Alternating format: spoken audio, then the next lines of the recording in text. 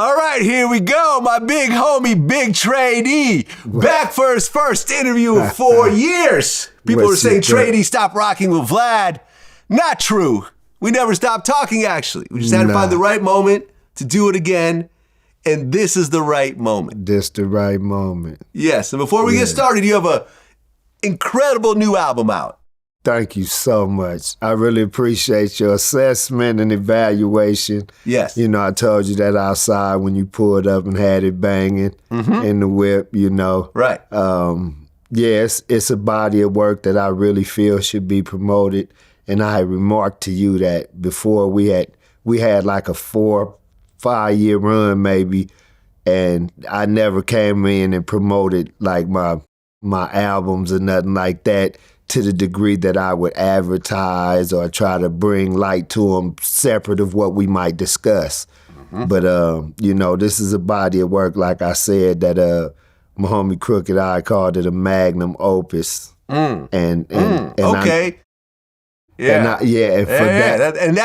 for anyone that knows Crooked I, because I was just talking to him the other day, about hip hop. Like when it's time to talk hip hop, yes, I can't think of a more serious person than Crooked I. Yeah, about strictly hip hop, not all the other stuff that's going on, just hip hop. And we have and that's a huge compliment. I just want to point that out. I don't want you just run through that point. No, thank you. No, I appreciate that because that's the person I really feel comfortable with, him being around as I did. We started our careers around the same time. And that's true. Yeah, through Big C Style. And him, my wife and I have a podcast I was telling you about outside the D-Yak and Crook podcast that we have shows already done. You know, we already hollering at a few majors, you know, about the platform that we'll come out on with it. And, you know, that's what we do. We break down hip-hop albums, you know, and the impact that they had on the culture and on us as individuals and our, you know, and our particular take on the lyricism aspect of it, you know, because us three, we are from the West Coast in a position to hold that up, you know. So it's real good. So that he's a real friend of mine, and I appreciate you giving him them props too. You know what I mean? Because you, like I was telling you outside, we holler so many times, and you don't give props just to butter nobody up or just, you know, let me you know, grease you real quick. You know, it's something genuine. Because you fuck with music like that, you know what I mean? So it's appreciated, and Crook is very much appreciated as one of my peers and somebody whose knowledge and lyrical acumen I respect to this day as I did when he first came in the game. Man, look, great album. Thank you. It was all done by one producer, so it's got a very uniform sound. Shout out to Jay Massey. Yeah. Very consistent sound. Gotta give him his. Shout out to Jay Massey. He did that. And it came about because he told me, he was like, you know, I think I deserve one. You know, and he been rocking with me since I did the Long Beach State of Mind in prison behind the wall. Okay. He produced over half the tracks on there.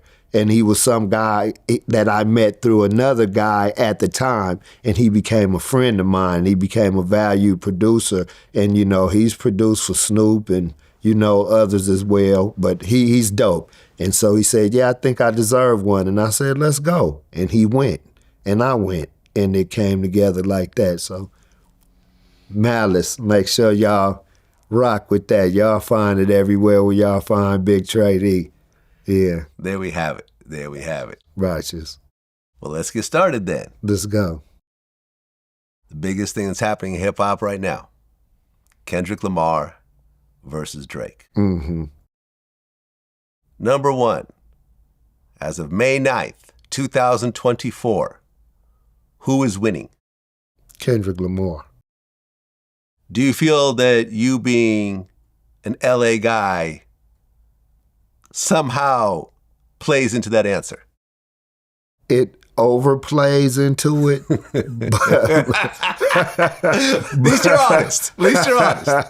You know, I'm always honest. It overplays into it, but actually, you can't be considered as a great when you have a team that's making you great consistently. You know, you have to be able to pick that pen up on your own and go duck off and be like, let me let this fool know. And I'm not saying, you know, Kendrick doesn't have anyone on his pen assisting him. I don't believe so. But it's the salvos that he fired and how he fired them off in succession.